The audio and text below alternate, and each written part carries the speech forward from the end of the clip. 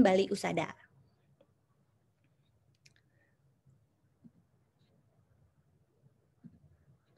Selanjutnya kepada Saudari Inge kami persilahkan.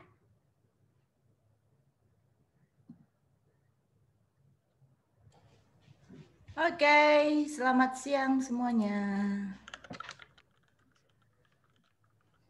Ya, kita sudah sampai ke acara bisnis talk yang keempat ya. Ya, jadi sebenarnya bisnis talk yang keempat ini agak berbeda dengan bisnis talk yang sebelumnya. Karena di acara yang sebelumnya kita belajar tentang sales dan marketing ya untuk bisnis rumahan yang profesional.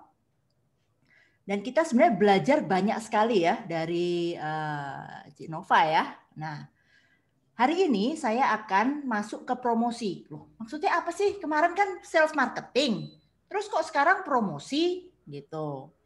Ada bedanya enggak? Bedanya ada di mana gitu kan? Nah, bedanya adalah kali ini kita akan lebih banyak langsung praktek ya, langsung praktek. Jadi, bagi Anda yang join di sini, tolong kalau bisa persiapkan ya kertas dan alat tulis ya, karena kita akan langsung mempraktekkan apa yang kita pelajari tentang promosi ini.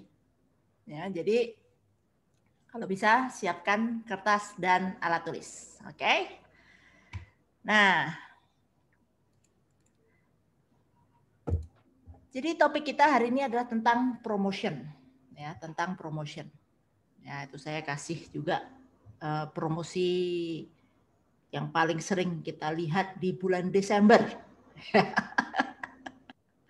Ya, biasanya ini menjadi ikon ya di bulan Desember orang ini gitu kan. Jadi ya memang itu promosinya, dan promosinya udah berapa tahun? Ya udah berpuluh-puluh tahun, mungkin udah beratus tahun ya ini promosi orang satu ini. Dan kayaknya seluruh dunia kenal ini. Nah, itu suksesnya suatu promosi ya. Kita lihat bentuknya aja dari topinya, kemudian janggutnya, baju-bajunya merah putih gitu ya, langsung tahu. Nah, itu suksesnya suatu promosi. Nah, jadi hari ini kita akan bikin promosi untuk bisnis rumahan kita. Nah, jadi kita hari ini akan bikin sendiri bagaimana kita buat promosi untuk bisnis kita.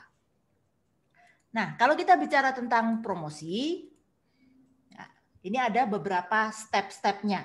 Ya, tentu saja saya tidak bisa sebutkan semuanya, tapi saya akan pilih beberapa di sini adalah step-step yang paling penting atau untuk bisa langsung praktek gitu ya. Karena kalau kita bicara tentang teorinya itu banyak sekali.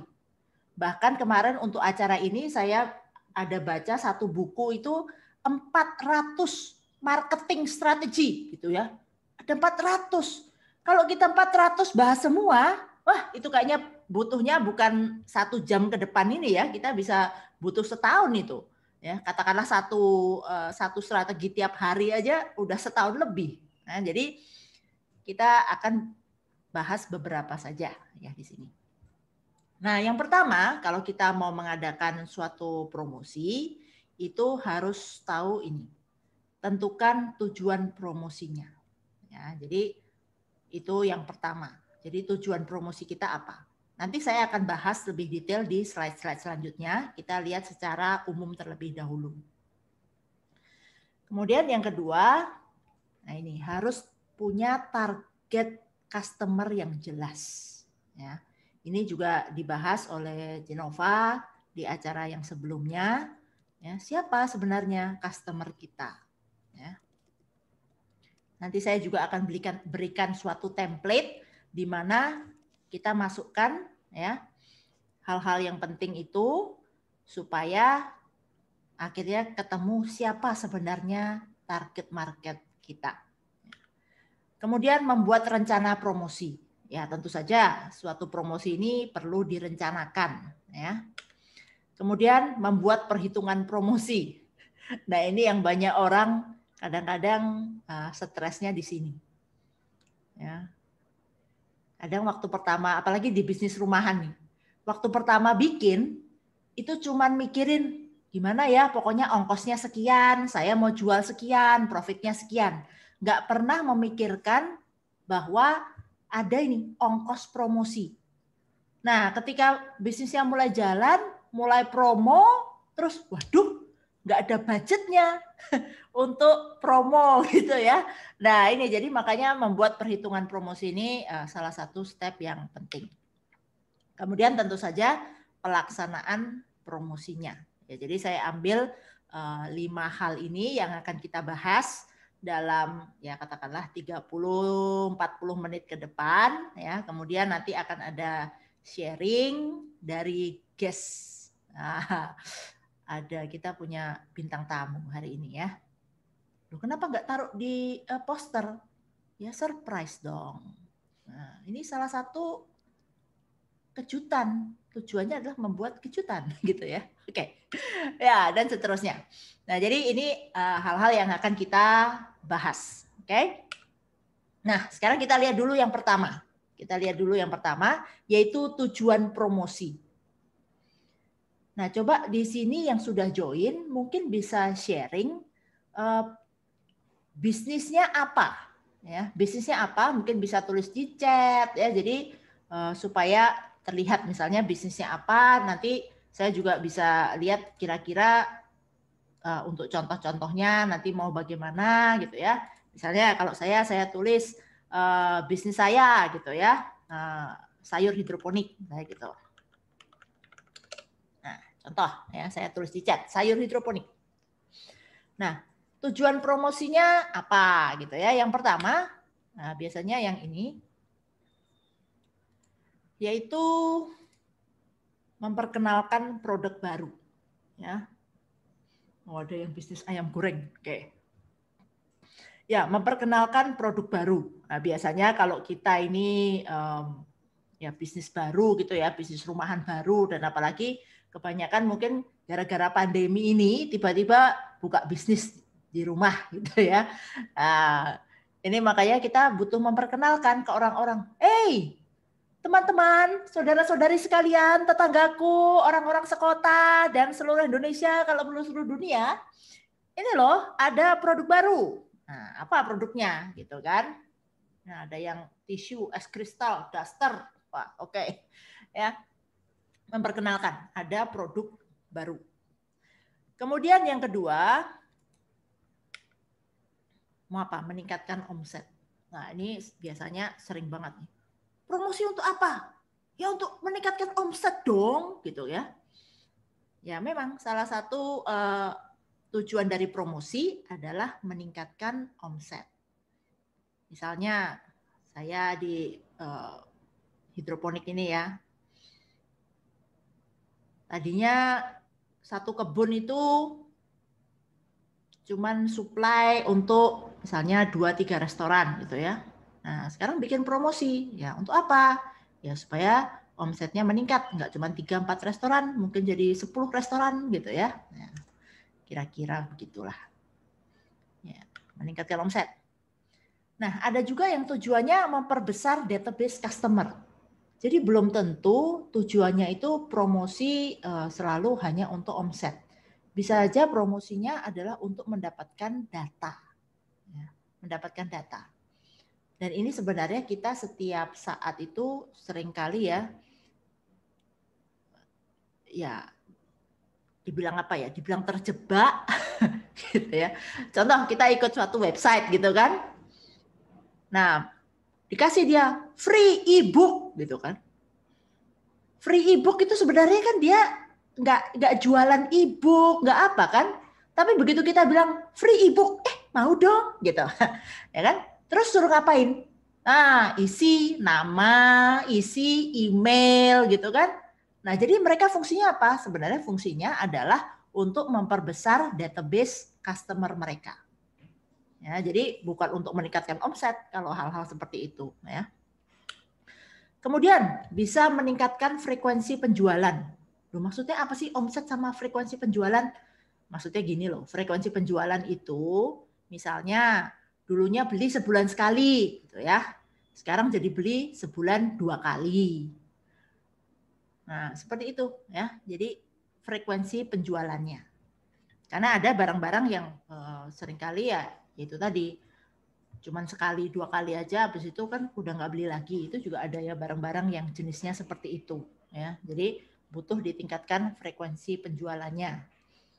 Misalnya kalau saya ini jualan satu produk saya ya, itu ada balsem pala gitu kan. Gimana caranya meningkatkan frekuensi penjualan balsem pala? Masa semua orang disuruh masuk angin gitu ya? Ya mungkin itu caranya. Jadi saya pergi ke suatu acara, saya pasang AC kenceng-kenceng gitu kan, kasih kipas yang gede gitu di ruangan seminar gitu ya. Terus di luarnya jualnya balsem. Ya, itu iseng-iseng lah ya, supaya nggak terlalu tegang nih kok. Gelap semua ini ya di sini. Ya. Oke, kemudian tentu saja ada yang namanya membangun brand image. Ya, tujuannya membangun brand image. Nah, ini kebanyakan dari brand-brand yang kita lihat di luaran, ya ini salah satu ya promonya. Misalnya billboard ya. Ya, billboard itu fungsinya apa sih? Ya, promosi itu adalah untuk membangun brand image. Jadi kita setiap saat itu melihat gitu ya. Makanya kalau kita browsing di mana-mana itu selalu kan muncul pop up. Itu sebenarnya itu promosi adalah untuk mengingatkan kita. Oke, ini brand image ini gitu ya. Ya, tapi tentu saja itu juga nanti harus tepat gitu. Nah, ini saya sebutkan dulu ya. Yang saya sebutkan dulu. Oke. Kemudian bisa juga meningkatkan kegiatan atau insentif dari tim kita. Loh, maksudnya gimana? Kadang-kadang gini loh, ada bisnis-bisnis yang bulan-bulan tertentu itu agak sepi. Nah, ketika agak sepi, stafnya nganggur. Nah, daripada stafnya nganggur, nah mereka bikin promosi. Supaya apa? Ya supaya stafnya itu tetap produktif. Kadang-kadang ini contoh lah misalnya meningkatkan kegiatan. Misalnya nih ya, saya lihat bisa juga untuk membangun brand image gitu. Stafnya itu, oke, sekarang kalian promo, bikin booth di mana-mana, misalnya seperti itu. Atau apa, stafnya kalau saya nih yang hidroponik, itu kalau stafnya udah pagi gitu kan dia udah cek air segala macam kan, sayurannya, setelah dia packing segala macam, siang itu kosong. Terus mereka ngapain?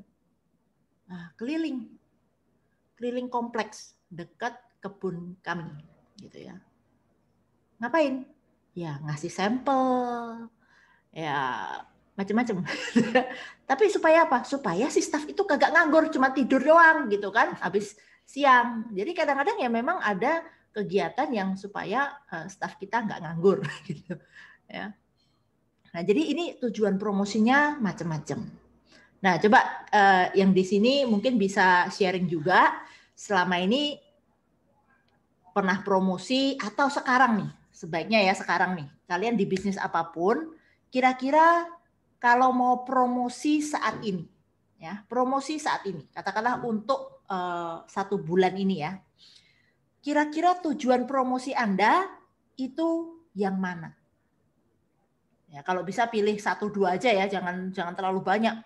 Tujuan promosi saya semuanya Bu, 1, 2, 3, 4, 5. Enggak lah, maksudnya tujuan promosinya cari 1 atau maksimum 2. Ya, 1 atau maksimum 2. Oke? Nah, jadi coba bisa tulis atau tulis di chat juga boleh ya. Supaya makin lama makin jelas kira-kira kalau mau promosi, tujuan promosinya apa.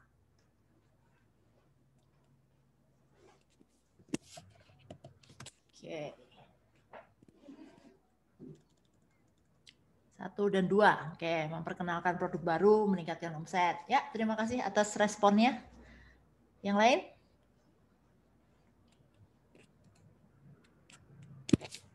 Oke. Ya. Oh, ada yang japri juga. Oke. Ya, jadi tentukan dulu ya. Anda inginnya itu untuk apa? Karena strategi yang diperlukan itu akan berbeda ya, antara untuk memperkenalkan produk baru dengan misalnya meningkatkan kegiatan insentif staff, itu tentu aja akan beda sekali ya aktivitasnya. Nah, jadi tentukan tujuan promosinya apa. Oke, sudah ada beberapa ya, 2 dan 3. Oke, bagus. Nah, kemudian ini dia. Bagian yang kedua adalah punya target customer yang jelas. Ya, punya target customer yang jelas. Oke, nah ini sekarang saatnya supaya persiapkan ya kertasnya dan pennya, kita akan lakukan ini sekarang. Oke, yang pertama, nih secara demografis. Kalau Anda bayangkan ya, dari produk Anda ini, ya, target customer Anda itu secara demografis itu seperti apa? Contohnya, jenis kelaminnya, pria atau wanita atau yang lain. Karena ini belum tentu manusia ya. Misalnya apa? Bisa juga lain-lain gitu ya. Memang yang belinya tetap manusia, yang belinya tetap manusia ya. Oke, kemudian kira-kira usianya berapa? Kira-kira yang beli ini usianya berapa? Kemudian statusnya, ya ini contoh status pernikahan gitu ya, sudah menikah atau belum. Nah, kemudian punya anak atau tidak. Coba ini Sheila pasti bisa nih. Antara punya anak dan tidak, ini beda nggak? Aduh, beda banget. Beda ya. Banget. Ya, jadi ini demografis yang penting. Kemudian pekerjaannya apa? Ya.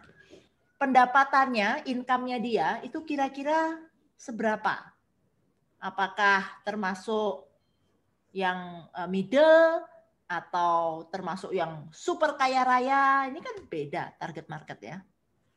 Contoh lah, kalau misalnya ini saya lagi suka suatu hobi yang saya katakan nih bisa murah, bisa mahal gitu ya, yaitu mechanical keyboard gitu. Nah, itu kalau bilang pendapatan berapa, yaitu akan beli barangnya sesuai dengan ya mampu afford yang mana gitu ya. Kalau dipikir cuma keyboard, itu saya baru lihat-lihat itu, ada keyboard ya. Kalau bikin keyboard tuh bisa sampai $3.000. Bayangin $3.000 itu berapa tuh? 45 juta keyboard doang gitu ya. Dan ternyata ada. Aku pikir ini mersinya keyboard gitu ya. Ya, kira-kira seperti itulah. Nah, kemudian pendidikannya. Nah, kira-kira ini orangnya secara pendidikan, level pendidikan seperti apa? Kemudian hobinya apa? Itu tadi saya katakan ya, hobi yang baru ini. Kemudian sosial media apa yang dipakai? Kira-kira target customer kita ini aktifnya di mana? Di Facebook, di Instagram, TikTok, atau di mana? Gitu ya. Karena akan beda sekali ya target customer kita dengan sosial medianya yang dia pakai. Karena ini penting. Nanti kita kalau mau promosi, kita pakai media apa? Kalau sekarang kita lihat ya, Facebook gitu. Isinya apakah ada anak-anak muda? Kalau kita targetnya anak-anak muda gitu kan, terus kita ngiklannya di Facebook. Kayaknya sih itu iklan nggak akan ada yang lihat gitu ya. Nah, yang ada lihat tuh cuma bot-bot gitu. Mungkin kalau anak-anak muda kita perlu ngiklannya di mana? Ya kalau sekarang di TikTok gitu ya. Di TikTok. Nah, jadi ini secara demografis. Nah, jadi coba nih. Ini guest star kita ya, coba ya. Ya, guest star kita hari ini adalah Cik Betty ya, Cik Betty. Oke. Nah, jadi Cik Betty, nah ini di soalnya manggilnya semua Cik gitu ya. Jadi halo Cik Inga. Halo Cik Sheila. Halo Cik Betty. Aduh, ini pengusaha juga nih Cik Betty. Ya, coba ini ya, pengusaha yang berusaha. Ya, pengusaha ini. Bisnis terakhirnya ini yang lagi in dari pandemi ini adalah cheesecake, betul ya? Oke. Cheesecake hits. Cheesecake hits ini. Saya juga baru merasakan Baru 2 minggu ya, belum sampai. Dulunya dia bikin, saya cuman lihatnya di Instagram, terus teman-teman posting, enak sekali, gitu-gitu kan. Aku cuman, gimana nih bisa makan, posisinya di Solo, cheesecake gitu kan. Akhirnya bisa dapat. Oke, sekarang ini kita coba tanya Sis Betty, Cik Betty ya. Oke, secara demografis Cik Betty, ya, ini kira-kira pembelinya ini jenis kelaminnya lebih banyak mana nih? Pria, wanita? Campur loh. Juga kaget sih. Pertama sih wanita. Pertama kan pasti lingkar dalam ya. Jadi dari teman-teman dan saudara-saudara. Nah, biasa kalau itu udah jenuh, pasti udah lingkar berikutnya kan. Campur loh. Jadi ada juga bapak-bapak yang repeat gitu. Jadi kayaknya sebulan sekali pasti repeat. Saya ada customer yang sehari harus makan 1 slice. Jadi dia setiap minggu pesen. Jadi dia 1 loyang dibagi 8 sejak dia makan cheesecake. Sekarang setiap pagi lari pagi. Dari bulan Juni sampai hari ini belum putus. Malah nambah. Loyang kecil sekarang loyang besar yang dikirim. Oke. Buat temen ngopi kali itu ya, pas cheesecake-nya. Betul. Wih, kaget aku ada Bu Weni dari planet mana ini, cantik banget hari ini. Ya. Oke, ya. Ada Ciwan. Oke, kemudian kira-kira orangnya, makanya kita harus bayangkan dulu, yang beli dari kita ini kira-kira usia berapa, statusnya gimana gitu ya. Kalau Ci Betty ini yang lain-lainnya gimana? Status, anak, pekerjaan, pendapatan? Nah, ini kan kalau dari Ci Inge ini kan targetnya dulu ya. Kalau saya kok udah nyemplung dulu baru ketemu kelompok customer-nya ya. Kalau sekarang mau pilah-pilah, sepertinya kebanyakan udah berkeluarga. Bukan begitu sih. Maksudnya nih kalau mau promosi ke depannya nih, kan sekarang ini ada hampers nih.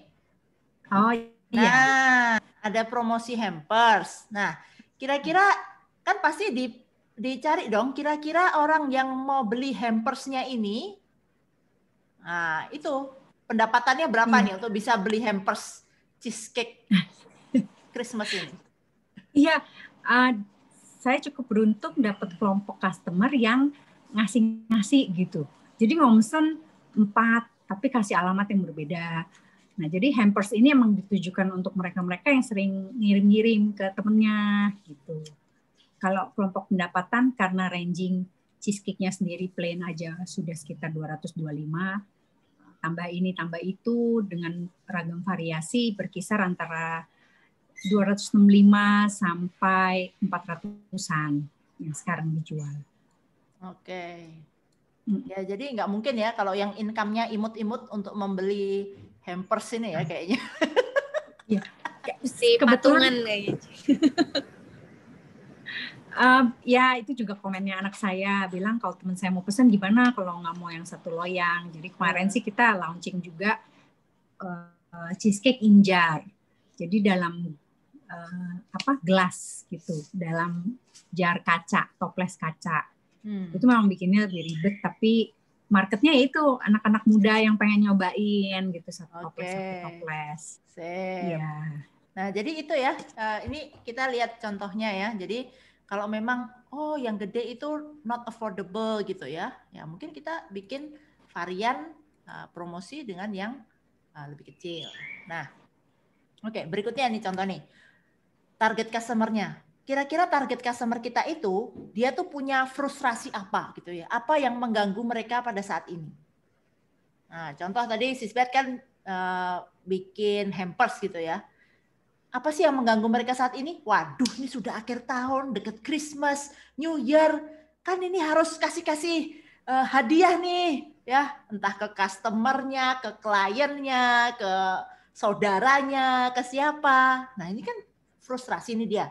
Kasih apa ya gitu. Nah, kemudian ada sesuatu yang kita tawarkan untuk ya menghilangkan frustrasi mereka ini. Kalau misalnya saya di sayur hidroponik gitu ya, loh frustrasinya apa? Karena susah mendapatkan sayur dengan kualitas yang bagus, misalnya seperti itu. Apalagi di Solo. Kalau di Jakarta itu saya rasa kesulitan ini agak sedikit, ya, agak sedikit karena kalau kita pergi ke supermarket itu sayur-sayurnya bagus-bagus. Tapi kalau di sini mau ke supermarket, apalagi justru ke pasar biasa, itu banyak sekali yang kualitas sayurnya, terutama kalau untuk salad ya. Kalau untuk dimasak biasanya nggak terlalu bermasalah. Tapi kalau untuk salad, itu banyak yang kadang-kadang ya lubang-lubang, kadang ya bentuknya nggak bagus gitu ya. Apalagi kalau untuk di restoran. Nah makanya ini frustrasi yang kami tangkap gitu. Oh ini ya problemnya. Nah, jadi kita nawarkan produk yang menjawab frustrasi mereka. Kemudian apa? Menjawab juga ketakutan-ketakutan mereka. Misalnya, itu sayurnya disemprot pestisida atau enggak? Itu kan biasanya salah satu ketakutan orang ketika beli sayur gitu ya. Nah, kita bisa bilang, oke, di tempat kita tuh aman. Kenapa?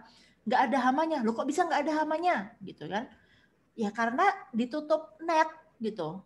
Jadi sayurnya itu memang kalau dari segi diserang hama ya sangat sedikit sekali sehingga nggak perlu kayak pestisida gitu-gitu itu nggak perlu ya karena tertutup gitu. Nah itu contoh ketakutan mereka gitu ya. Nah untuk bisnis Anda ini yang tadi udah sebutin gitu ya.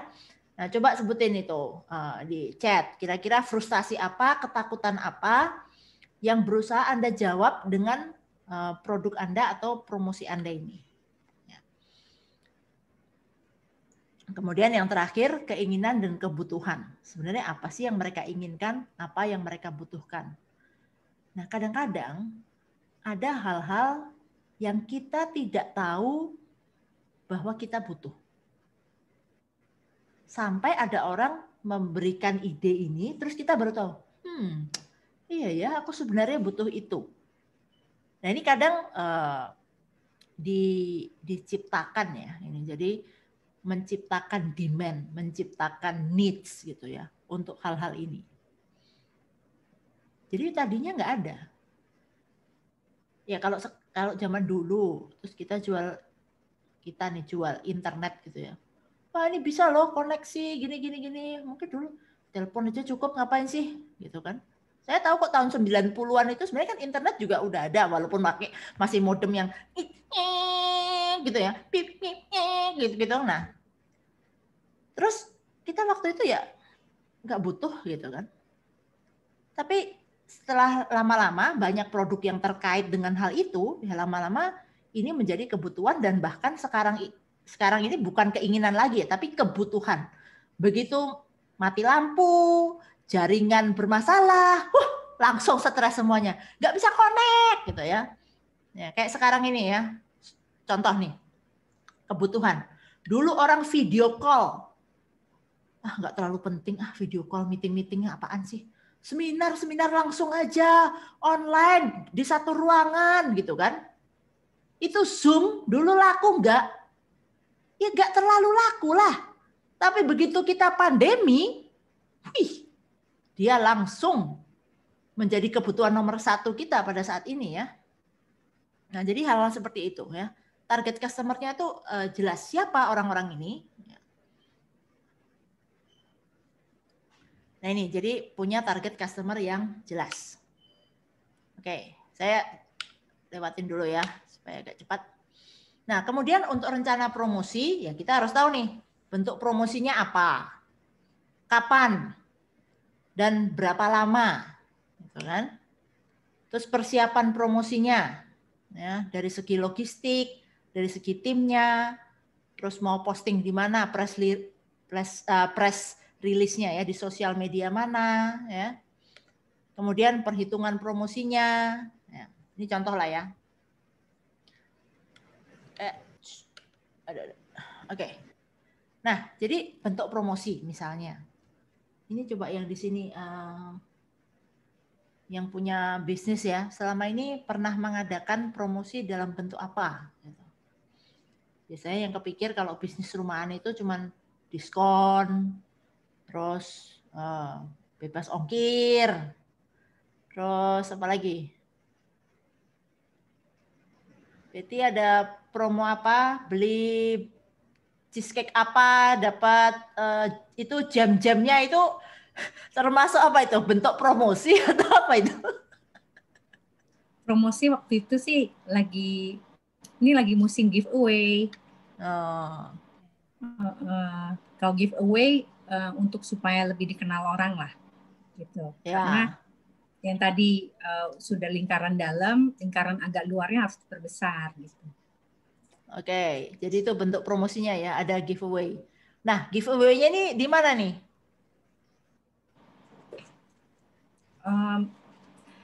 Kemarin baru dimulai dengan memang ada satu langganan di Bandung, dia just tip. Jadi dari pelanggan yang sudah pesan itu dapat giveaway. Jadi di apa namanya itu, di lotre gitu ya, diundi gitu dari customer, dari list customer dia yang pernah pesan itu diundi terus dapat hadiah. Oke, dapat hadiah apa? Cheesecake juga. Oh, dapat hadiah cheesecake juga. Iya. Mantap. Terus tapi nolong untuk follower itu sangat membantu untuk follower. Jadi orang jadi mau tahu gitu. Jadi mau lihat lah. Karena untuk menarik orang mau melihat IG kita aja udah lumayan membantu loh. Kadang ada yang jadi pengen gitu. Tapi kayaknya itu penting ya.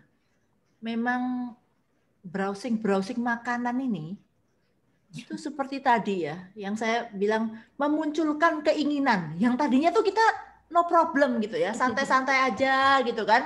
Terus sore-sore kita scrolling IG gitu, sebetulnya kayaknya kok ini saat yang tepat ini untuk makan ini gitu ya. Itu sering terjadi. Nah, makanya kalau kita contoh nih yang bisnis makanan gitu ya. Kalau posting IG ataupun promosi-promosi di sosial media, itu kapannya itu sangat penting. Kapan kita postingnya itu penting.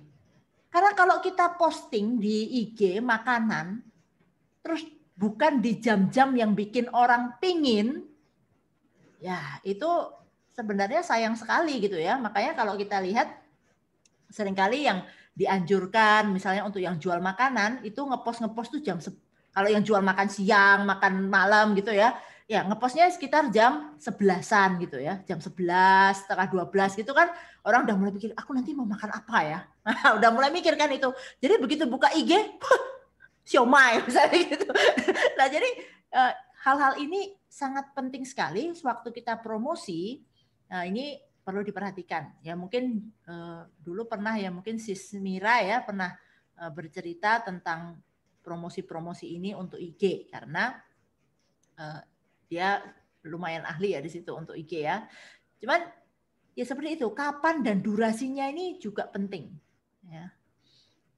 Nah kalau bikin promo yang waktunya nggak tepat, ya itu nanti rasanya aneh gitu kan. Contoh nih, kalau sekarang Desember menjelang akhir tahun ini kan banyak ya iklan-iklan untuk kayak hampers, terus bingkisan-bingkisan itu tadi ya. Gimana kalau ada orang buka IG gitu, pas bingkisannya ini bulan Januari pertengahan.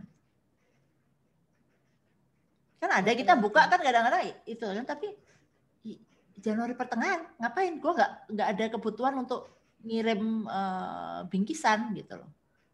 Nah, ya jadi ini makanya kayak kapan dan durasinya ini perlu diperhatikan. Contoh, saya kalau di bisnis yang pupuk organik itu, kapan harus promosi? Mau di gimana caranya itu ada namanya musim tanam. Ya. Dan musim tanam itu ya hanya misalnya contoh kalau di kami musim tanamnya itu yang penjualannya meningkat pasti antara Maret, April, ya kemudian nanti Agustus, September. Nah itu kira-kira musim-musim itu, ya masa-masa itu. Nah pada masa itu kalau promosi dikit aja, omsetnya bisa naiknya banyak. Tapi kalau saya promosi kayak sekarang nih bulan Desember gini ya, hujan terus menerus, terus saya jualnya pupuk organik cair. itu nggak ada yang maksudnya petani yang beli buahnya itu nggak ada. Kenapa? Begitu disiram kena air hujan larut semua. Jadi bagi mereka tuh ini buang-buang duit aja kalau sekarang gitu ya. Jadi kalau sekarang jualnya harus yang agak beda gitu. Nah jadi iklannya ya nanti akan berbeda. Nah kemudian ketika kita melakukan promosi itu butuh persiapan ya, butuh persiapan. Nah coba nih tanya Sis Betty nih ya, Cik Betty nih. Ini persiapan promosi gitu ya. Nah ini kan ada hampers nih. Persiapannya mempersiapkan itu paketannya itu sejak kapan ya? Yang apa? Sudah sejak 1,5 bulan yang lalu, 1,5 bulan. Ya. Dari mikirin mau packaging sampai kira-kira mau apa aja yang ditawarkan. Makanya kita keluar versi satu box kecil isinya mini jar. Supaya waktu nganter cheesecake orang nggak usah milih lagi sausnya mau rasa apa, udah lengkap gitu. Oke. Itu ya. Khusus dibuat untuk Natal. Oh, untuk Natal. Ada saus yang warnanya merah dan hijau nggak ini? Nah, merah ada, hijau nggak ada. Oh, hijau nggak ada. Strawberry, raspberry. Siapa tahu ada strawberry, untuk raspberry, khusus promo blueberry. Nggak ada hijau. Nggak ada. Pitanya aja hijau. Pitanya hijau ya, oke. Ya. Ya, jadi memang butuh logistik tuh persiapan ya untuk ya kalau kita bikin promo ya butuhnya apa saja. Jadi misalnya nih brosur gitu. Enggak kan kita harus desain brosurnya, cetak brosurnya. Nah, itu butuh persiapan ya, butuh persiapan. Kemudian nanti pas pelaksanaannya itu juga butuh persiapan loh. Ya. Kadang-kadang tuh kita kurang memperhatikan hal-hal ini.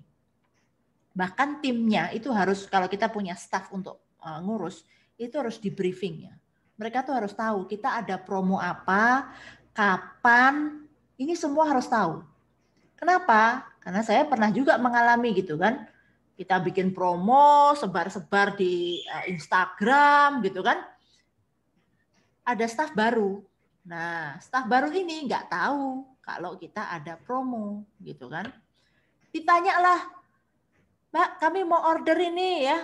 Saya tadi lihat di Instagram gini. Terus dia bilang, oh ada ya? Kok saya nggak tahu ya?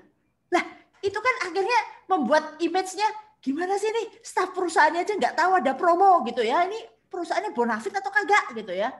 Karena memang orangnya baru, kebetulan dia yang pas ngangkat telepon lagi. Nah, jadi ini semua harus dipastikan, di briefing bahwa mereka tuh tahu gitu. Kadang di restoran kan juga gitu ya, kita sering alami ya, ada promo di restoran gitu. Saya paling sering sih pergi, ya kayak contoh ke Starbucks gitu ya. Itu saya tuh hafal semua promonya Starbucks. Agak gila memang ya. Tapi karena dulu agak sekarang sih nggak pernah pergi gitu ya, tapi dulu waktu pergi itu aku sampai tahu semua. Oke, kalau pembayaran di akhir bulan itu tanggal 25 sampai akhir bulan itu ada promo. Kalau kita top up Starbucks card kita 200.000 itu dapat minuman tol gratis 1 gitu ya. Nah, itu tahu tuh semua. Terus kemudian ada iklan apa lewat line, lewat apa itu tahu semua gitu kan. Nah, itu kan nyebelin kalau kita sampai situ. Saya mau ini ya, top up 200.000. Kemudian tolnya minta ini. Loh, emang ada ya? Ya adalah, ini udah tanggal 25, tahu nggak? Udah saatnya PD promo gitu. Ya. Jadi emosi ya. Kan kita jadinya gimana sih kamu nih? Jualan iklannya ada di mana-mana, kamunya yang jualan nggak tahu ada promo gitu ya. Nah itu, jadi tim kita itu dipastiin tahu apa yang terjadi, promonya seperti apa. Dan kadang-kadang ya udah dikasih promo pun orang minta ekstra lagi. Kayak saya minta ekstranya gini. Contoh nih, tumbler itu ada upsize gitu ya.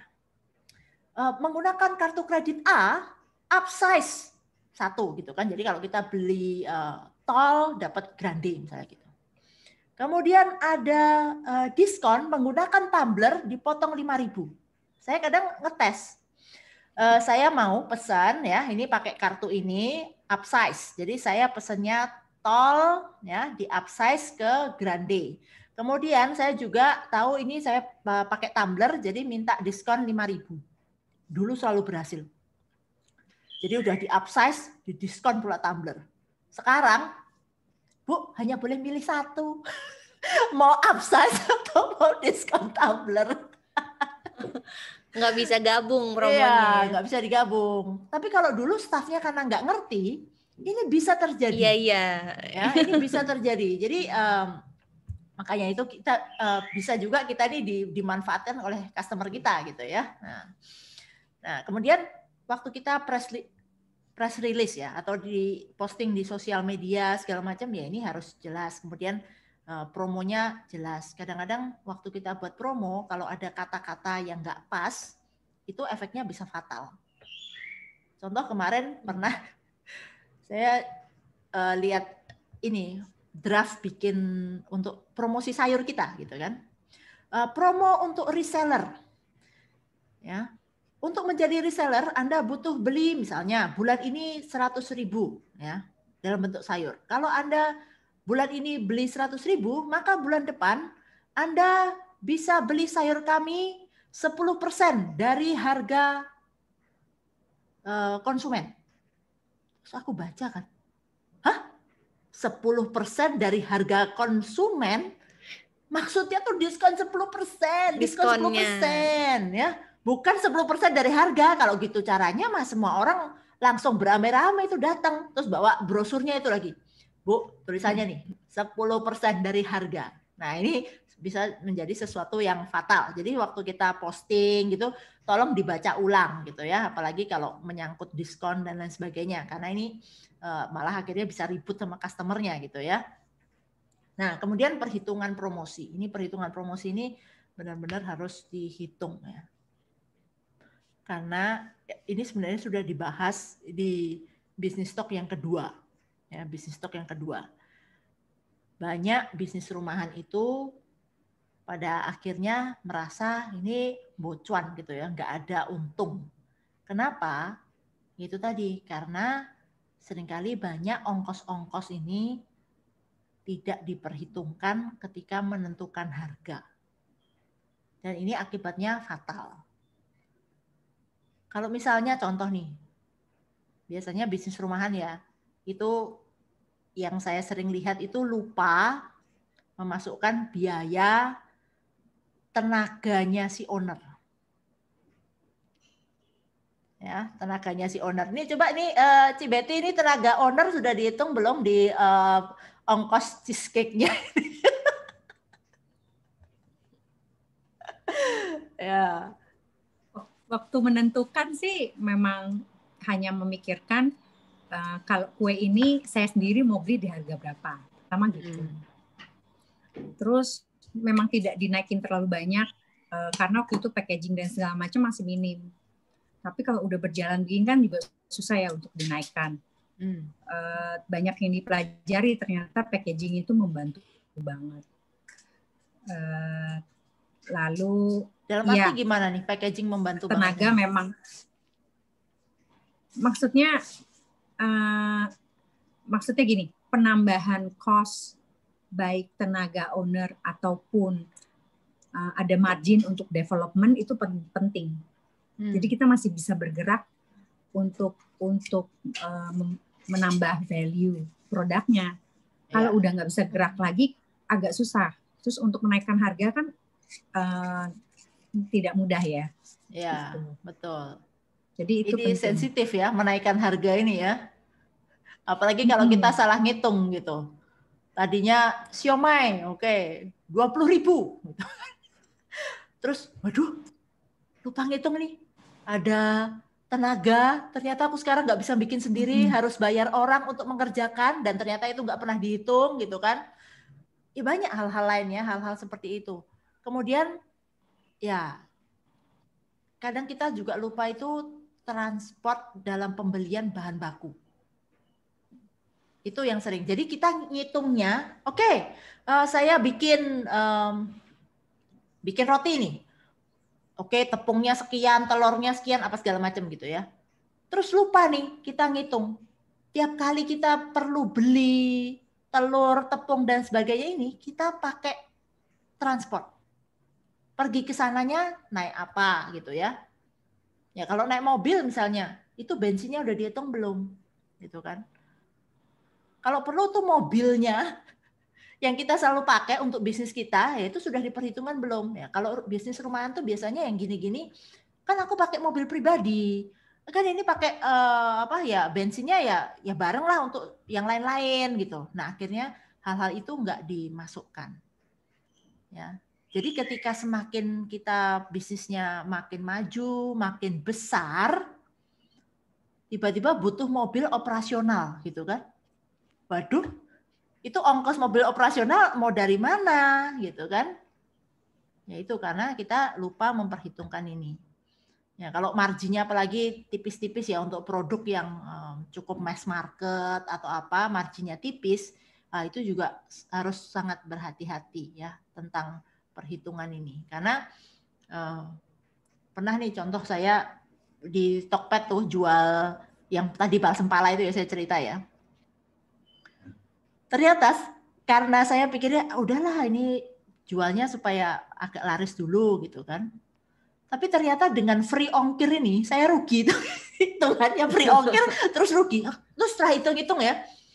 Ini kok setorannya uang kok malah lebih sedikit ya. Biasanya income berapa kan dihitung tuh. Kita tarik kan saldo dari Tokped. Harusnya dapatnya segini. Kenapa dapatnya segini? Oh iya, ternyata kan sekarang free ongkirnya tuh hitungannya beda dengan yang dulu gitu. Dulu masih masuk, sekarang ternyata nggak masuk. Jadi ya ini antara naikin harga atau ya akhirnya tidak ada free ongkir istilahnya gitu. Nah itu yang perlu diperhitungkan dan itu banyak sekali, ya, banyak sekali. Contoh kita untuk ke reseller gitu ya. Kadang-kadang ya kita ngasih marginnya itu benar-benar ya antara kadang-kadang gini. Kadang-kadang yang bikin stres itu, kenapa ya profitku cuma segini, resellerku itu bisa profitnya lebih banyak. Dan itu sebenarnya wajar ya. Kalau reseller itu profitnya lebih banyak daripada kita, itu wajar loh.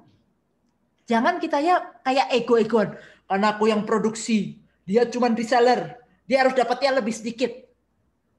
Nah tapi kalau Anda sendiri suruh menghubungi semua orang banyak itu, kan juga waktunya habis tuh. Ya kan? Nah, jadi kadang-kadang kasih ke mereka untuk itu gede no problem. Ya makanya tapi harus dihitung. Kalau tiba-tiba ngasih komisi terus setelah ngasih komisi kita ya rugi, waduh. Ya itu makin laris makin rugi. Ini yang harus hati-hati ketika kita di bisnis rumahan karena banyak yang begini. Semakin bisnisnya gede, dia bukan semakin untung tapi semakin rugi. Karena apa? Salah hitung. Makanya kalau bisa coba sekarang yang pada punya bisnis ini tolong dihitung ulang ya.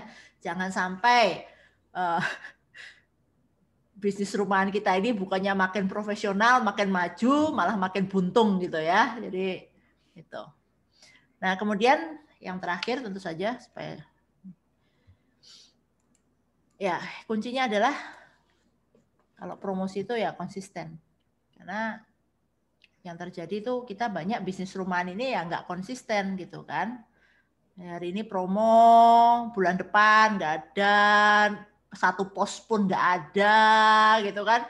Terus orang tuh nggak inget sama sekali kita jualan produk ini gitu kan. Contohnya nih Cik Betty nih, aku nggak tahu nih kapan tiramisunya ini nongol lagi gitu ya.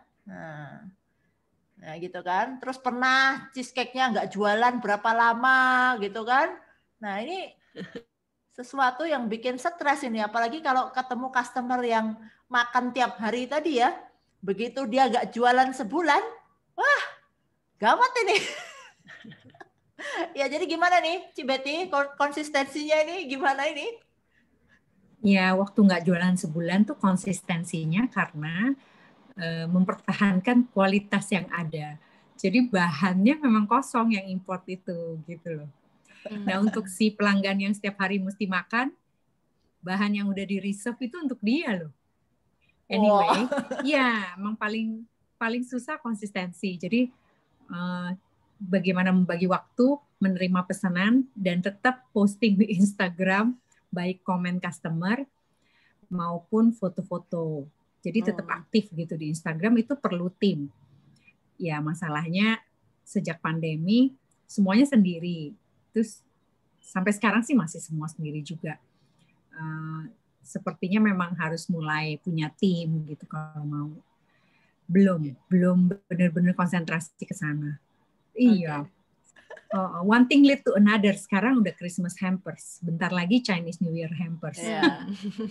Terus Valentine juga sih. Valentine, Lebaran gitu kan? Valentine, iya. Oke. Ya jadi memang ini salah satu yang penting ya. Kita kunci utamanya konsisten. Ini saya juga sering langgar sendiri ya. Contoh seminar-seminar saya tuh udah 2 bulan ini vakum gitu ya. Nah itu kemarin ada yang WA, Cik, kok nggak ada ini sharing lagi Selasa Jumat gimana? Padahal saya Selasa Jumat itu sekarang ada kelas meditasi. Jadi terpaksa ini harus vakum dulu sementara gitu ya. Nah, saya udah bilang pokoknya janji deh tahun depan Januari ini mulai ada kelas lagi gitu ya. Nah, tapi memang itu kalau kita nggak konsisten ya sebenarnya kita jadinya kehilangan orang-orang itu karena ya mungkin dia pindah ke orang lain gitu ya. Ya pindah ke lain hati karena kita nggak ada gitu kan. Nah, sekarang kalau Betty ini cheesecake-nya kosong 3 bulan gitu ya. Nah, itu yang orang setiap hari makan cheesecake itu ya waduh, saya nggak bisa ini tahan 3 bulan nggak makan gitu kan. Ya, jadi memang sangat penting bagi kita untuk konsisten. Ya, mungkin jadi itu yang saya mau sharingkan. Kemudian mungkin kita supaya lebih seru kita masuk ke tanya jawab aja ya.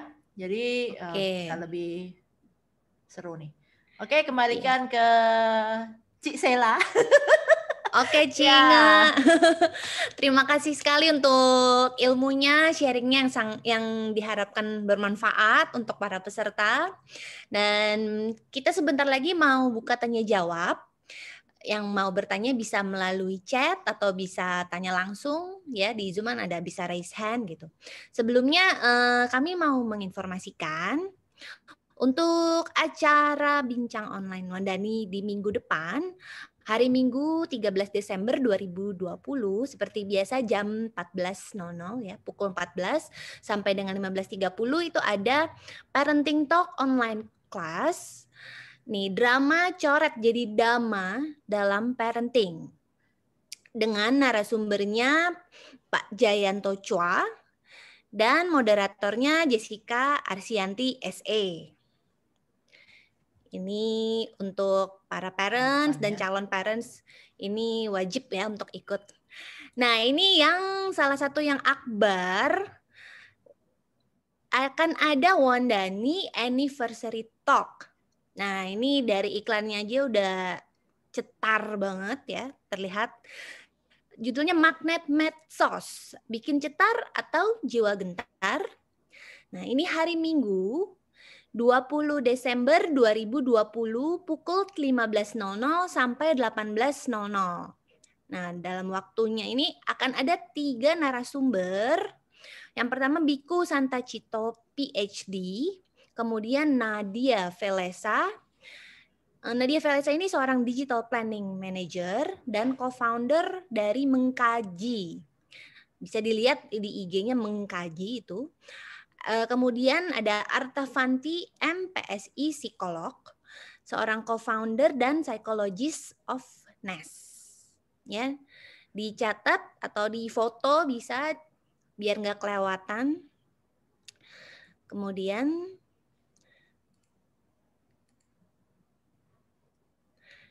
ada lagi sentuhan kasih Wandani untuk anak asuh periode Juli 2020 sampai dengan Juni 2021. Nah, ini jumlah anak asuh saat ini terdapat 156 anak. Nah, dapat dilihat di poster ini ya, saldo pendidikannya itu saldo akhirnya masih minus. Masih minus, jadi beruntung sekali dibuka kesempatan berdana bagi yang mau bisa berdana ke rekening yang tercantum di poster. Bisa dicatat atau difoto. Bagi yang mau tanya-tanya dulu bisa ke WA yang tertera kepada Kirwanti atau Cahya, atau bisa juga di-scan barcode-nya itu. Nah, bisa juga saat ini kami memberikan program ya, cukup 200.000 untuk per bulan per anak sampai dengan Juni 2021. Nah, bagi yang jadi orang tua asuh ke sekretariat kami atau langsung chat di sini juga bisa, atau mau chat langsung atau chat pribadi juga bisa. Maksudnya DM langsung gitu bisa. Oke.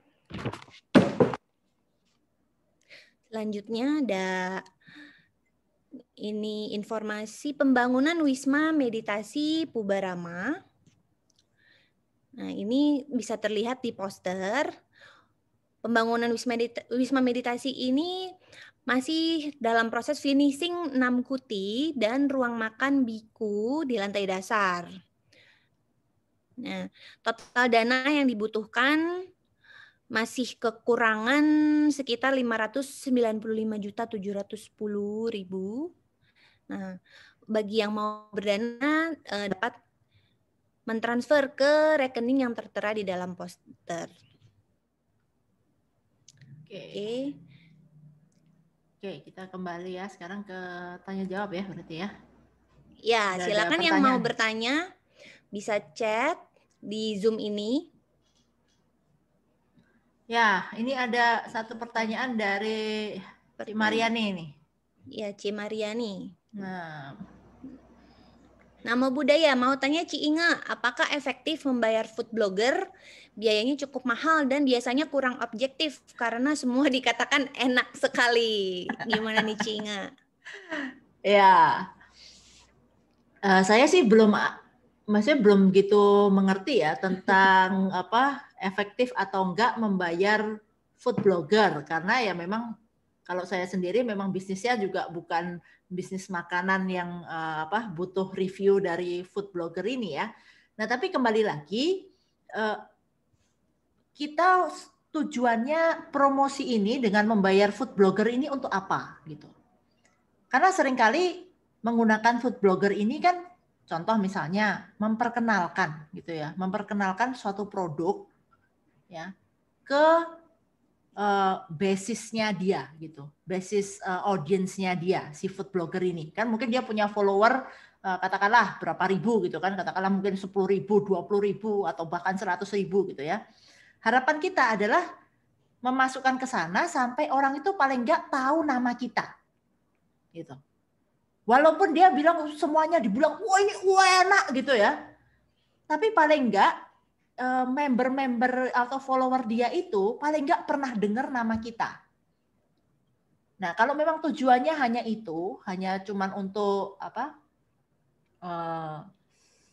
memperkenalkan ataupun paling enggak oh ada loh produk ini, ya mungkin dibilang efektif atau tidaknya yaitu tadi apakah dengan kita menggunakan food blogger ini ada follower-follower dia yang akhirnya pesan sama kita. Kan itu yang paling penting ya kan. Dari exposure promosi ini ada peningkatan enggak hasilnya di diri kita gitu kan, di bisnis kita gitu. Ya kalau memang ada ya bisa dikatakan efektif gitu kan. Tapi kalau enggak ada ya berarti ini tidak efektif. Terus taunya efektif atau enggak gimana ya? Ya kayaknya kadang-kadang enggak ada cara lain kecuali dicoba gitu. Karena agak ada yang bisa, maksudnya gini, kita juga perlu milih, katakanlah kalau ini food blogger gitu ya, food bloggernya itu juga harus dipilih. Dia biasanya yang dia tawarkan itu makanan-makanan seperti apa gitu. Karena saya lihat tuh ada teman saya sangat suka banget ya ikut liatin Instagramnya si siapa review makanan apa gitu kan, yang isinya cuma pergi ke restoran mana, dapat makanan apa, dicoba gitu kan. Nah dia memang suka tuh lihat-lihat yang gitu. Tapi kan tiap orang itu ada marketnya. Jadi contoh, oh dia nih western food, oh dia yang model apa makanan pinggir jalan gitu ya, warung-warung pinggir jalan, kaki lima misalnya gitu. Nah itu kita juga harus milih orang yang tepat loh, food blogger yang tepat gitu ya. Nah jadi kalau dibilang efektif atau enggak ya ini tetap bagi saya ya tetap harus dicoba ya. Kalau memang kita merasa nggak yakin, ya mungkin jangan cari yang food blogger yang malah terlalu wah ya. Sekarang itu ada namanya micro influencer gitu. Jadi influencernya itu pengikutnya nggak banyak, ya. Tapi mereka itu pengikutnya yang modelnya loyal banget. Kalau misalnya dia makan apa, terus semua katakanlah nggak banyak nih, cuma 500 gitu ya. 500 saja followernya. Tapi kalau dia makan apa, ini sekian persen dari 500 ini pasti juga beli. Nah itu ada micro influencer. Kadang-kadang ini malah lebih efektif daripada yang punya follower puluhan ribu. Tapi cuma lihat nggak ada hasil gitu ya. Kayaknya Sis Betty ada pengalaman nih tentang apa exposure di Instagram nih. Coba nih mungkin bisa memberi pencerahan nih. Iya betul banget tuh, ada tuh yang seperti tadi disebut apa micro influencer. Ya. Oke, namanya apalah ya. Jadi memang betul ada dia ini tadinya just tip gitu, karena kayaknya just tipnya barang-barang luar negeri, malah Thailand, Singapura gitu. Karena pandemi kan nggak bisa berangkat. Suaminya tuh pilot, tapi dianya sendiri tuh apa adanya banget. Dia nggak pernah videoin dirinya dia sendiri, tapi selalu videoin makanan yang dia makan. Itu followernya benar-benar loyal karena dianya sendiri honest banget. Jadi kalau kita ngasih dia makanan, kalau menurut dia makan biasa, dia langsung sebut biasa. Jadi mungkin dia nggak makan dulu sebelum dia video. Dia video pasti dia makan. Jadi followernya percaya dengan reviewnya dia. Yang dia bilang enak, itu langsung just tip-nya banyak banget. Malah ada pesanan kalau dari dia.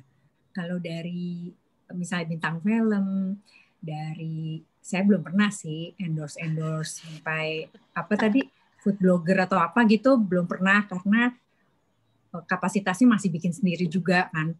Jadi ya udah yang ada aja sekarang.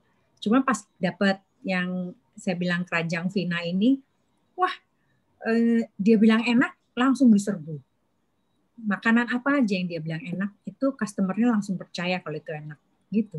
Betul. Itu malah lebih ada hasil daripada food blogger atau orang-orang yang terkenal. Kalau cuman untuk exposure ya gitu. Tapi kalau untuk orang sampai mau coba, kadang ada teman-teman yang sering review makanan. Jadi bukan orang just tip, teman-teman kita aja tuh yang sering. Salah satunya tuh Brother Sofian ya. Dia tuh dia kalau nyobain juga cukup detail orangnya. Ini enak nih, tapi untuk orang yang nggak suka manis nih enak nih. Tapi buat saya ini kurang manis. Misalnya gitu. Jadi yang jujur, yang padanya itu malah banyak lebih efektif ya. Kita orang percaya judgement-nya dia. Oke. Ya, semoga itu cukup menjawab ya. Ada lagi yang lain?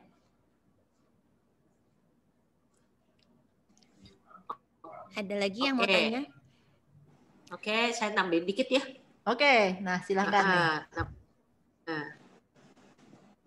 Nah, gini, tadi kan kita ngomong-ngomong masalah buka ini deh, buka video.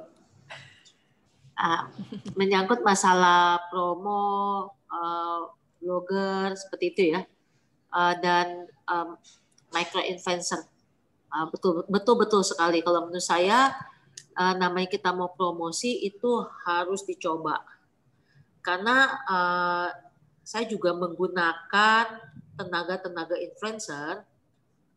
influencer itu ada yang sangat menjual sekali. Sangat-sangat menjual.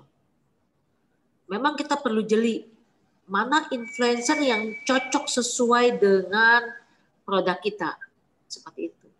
Tapi misalnya kita mau coba-coba memberikan kepada beberapa influencer yang micro influencer. Kalau menurut saya nggak usah terlalu dipikirin ini cocok atau tidak. Langsung kasih aja berikan.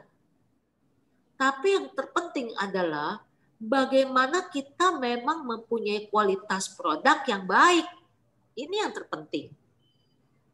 Bukan hanya kita memberikan kepada micro influencer akhirnya semua jadi beres ya. Sebenarnya yang terutama adalah our product ini memang betul-betul menjual tidak. Kalau masukan dari saya.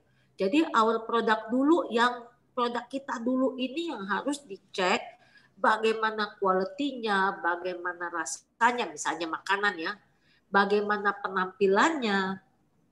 Karena namanya makanan juga perlu penampilan, perlu rasa. Pada saat itu, kalau kita mau memberikan kepada micro influencer, kalau saya setuju karena ini bisnis rumahan ya, boleh diberikan kepada mikro influencer yang nggak usah terlalu banyak kok. Yang nggak usah terlalu banyak followernya, jangan cari yang ribu-ribuan, puluhan ribu, tidak usah. Ribuan juga oke. Yang paling penting dia memang betul engage tidak dengan followernya. Kalau engage, ini luar biasa. Nah, ini soalnya saya punya pengalaman kan karena anak saya si Alicia ini kan sekarang ini lagi menjadi ya influencer seperti itu ya, yang nggak usah, yang tidak terlalu banyak. Ada beberapa produk yang memang pada saat dia angkat itu wow, cepat sekali. Cepat sekali. Jadi kalau menurut saya mungkin ada produk-produk kita yang diberikan kepada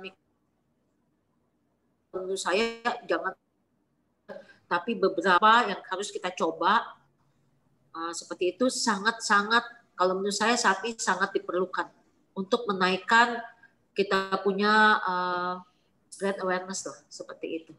Oke, itu aja masukan dari saya. Ya, thank you. Terima kasih. Ya, apakah ada lagi yang mau bertanya? Belum ada. Silakan yang mau bertanya, diberi kesempatan. Nah, kalau belum, ini mumpung Sheila ini bagian hukum dan etika gitu ya. Nah, saya juga mau tanya nih. Karena seringkali kan sekarang nih kebanyakan kita nih iklannya kan lewat sosial media gitu kan. Ya karena bisnis rumahan juga nggak mungkin lah pasang billboard ratusan juta gitu kan. Nah, jadi memang senjata utama untuk bisnis rumahan ini biasanya sosial media gitu ya.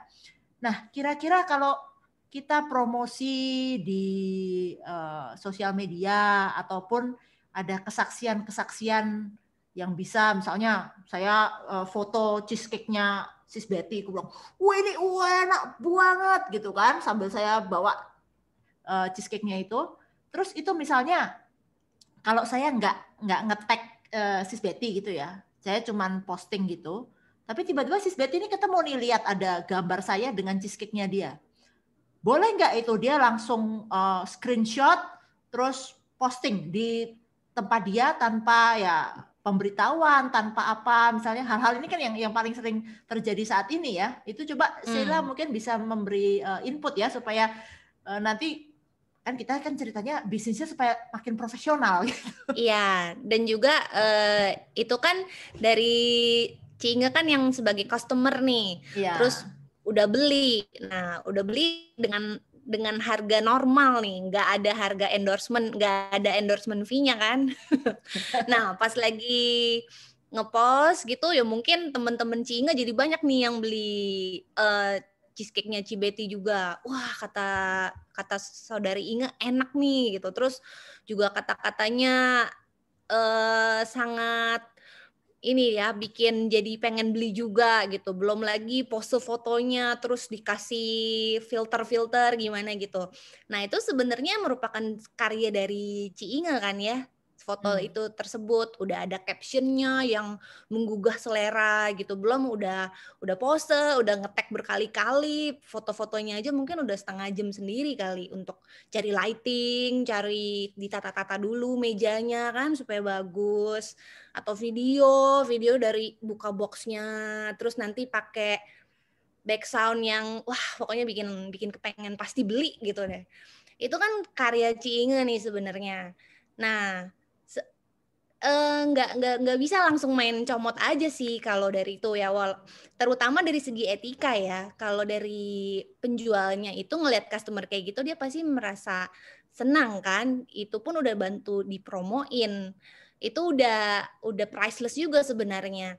Ditambah lagi untuk etikanya itu sebenarnya harusnya terutama izin sih, kalau memang boleh nggak saya minta fotonya atau videonya gitu untuk saya pakai iklan di IG saya atau di story gitu, atau saya nggak mau post di feed gitu, saya kalau di profile saya IG saya aja kan private, teman-teman saya doang yang lihat, saya mah nggak apa-apa gitu. Atau kalau misalnya profilnya publik pun iya, tapi itu kan IG saya gitu, saya nggak mau tampilin di IG bisnis kamu gitu. Bisa juga kalau misalnya nggak mau di feed kan, jadi seenggaknya ada komunikasi gitu dengan customer yang bisa dibilang kan itu ikut bantuin promo ya, ataupun ya dengan kesenangan dia aja gitu, ikut review makanan gitu. Terutama izin, atau bisa juga dibilang kan saya boleh deh tapi di story aja ya gitu, story dan nggak usah di highlight gitu. Story kan cuma 24 jam.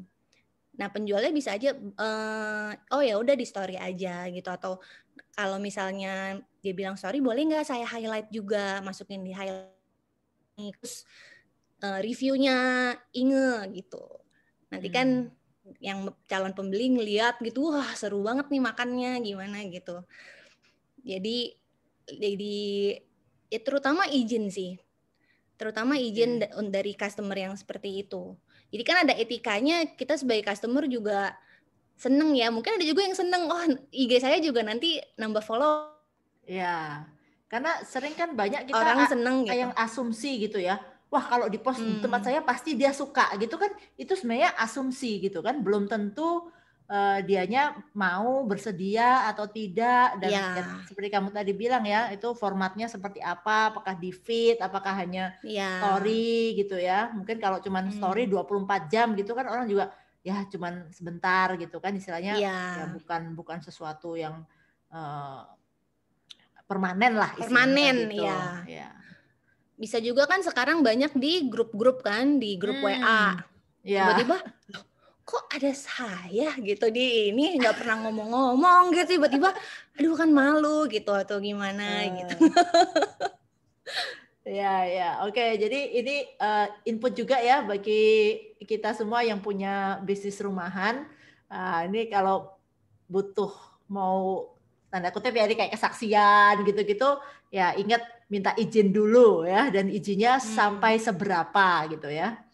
Tiba-tiba nggak minta izin, ternyata dia budgetnya besar, bikin billboard di pinggir jalan gitu kan. Terus lagi makan cheesecake kalau gini, langsung orangnya ini siapa ini? Terus nanti jadi terkenal lagi kan. Iya. Beda lagi tuh biayanya. Biayanya nanti tiba-tiba udah jadi ini apa, influencer yang terkenal, terus tiba-tiba ini ya, dulu memang saya waktu foto ini diambil, saya followernya baru 500. Tapi sekarang sudah 500.000. Kok ini iklannya masih di sana? Ini ada fee khusus ya? Iya. Ya, oke. Ada lagi yang mau bertanya? Nggak ada nih. Oke. Belum ada ya. Belum ada. Atau mungkin nanti kalau mau yang tanya lebih lanjut bisa kemana nih, Cinge? Ya, kalau saya di IG ada ya. Ada ya. Di IG bisa DM, kalau yang tahu WhatsApp saya juga bisa WhatsApp ya. Kayaknya di sini kebanyakan juga udah pada tahu gitu ya kayaknya. Tapi ya nggak apa-apa. Sudah tidak asing lagi ya. Ya. Oke. Mungkin itu dulu ya. Ya. Baik, terima kasih banyak Ci Inge, juga Ci Betty, juga Ci Weni untuk sharingnya, untuk ilmu-ilmunya. Dan sebelum mengakhiri acara siang ini, mari kita foto bersama terlebih dahulu. Ya, Mohon para peserta dapat membuka videonya supaya kelihatan nih muka-mukanya.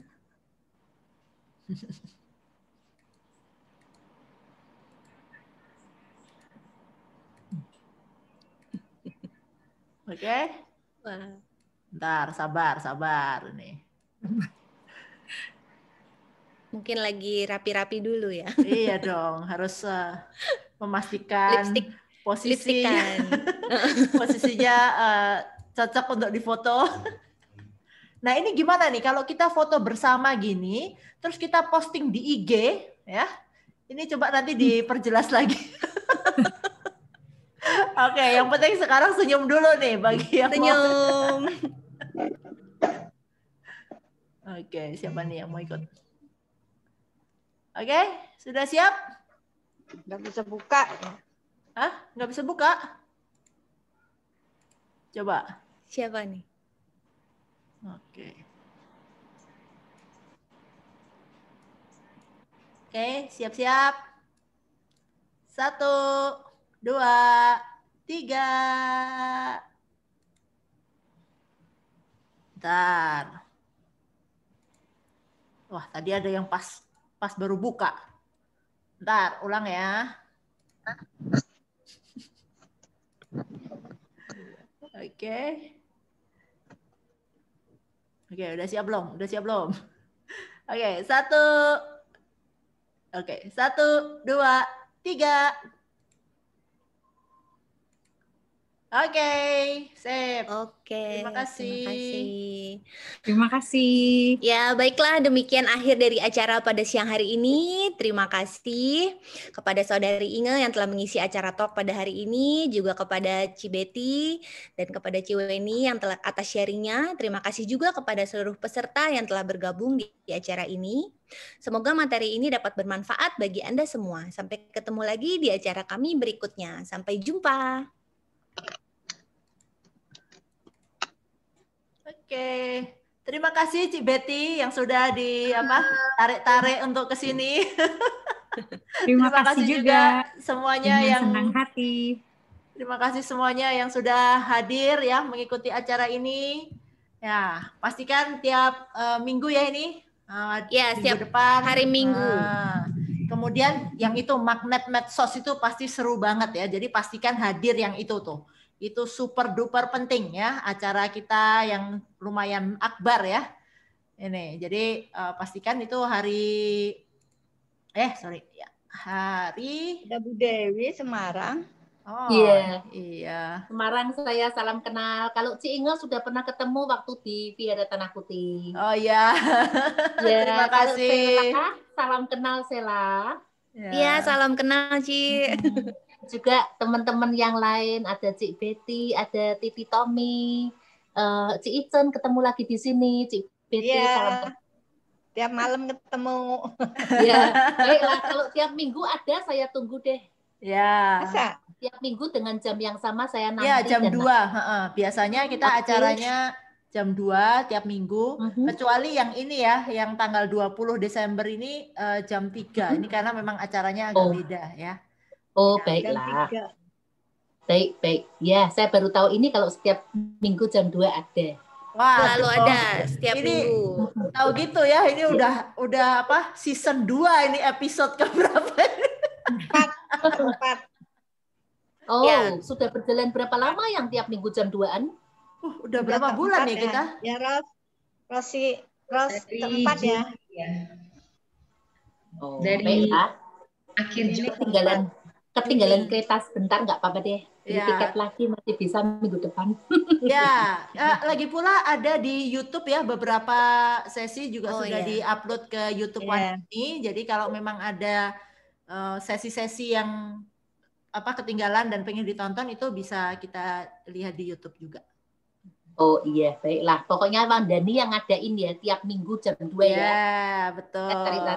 Ya, sisi infonya. Ya, sisi. Sama-sama. Paling jauh dari mana ini selain Solo? Saya Semarang. Sela dari mana? Dari Jakarta, Ci. Oh, sama dengan Ci Icen. Iya, Cici Icena. Cik Betty ada di mana? Saya juga Jakarta. Wow, banyak di Jakarta nih.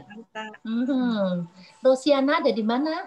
Di Jakarta, Bu. Wow, berarti saya nggak ada temen ini Jakarta, iya.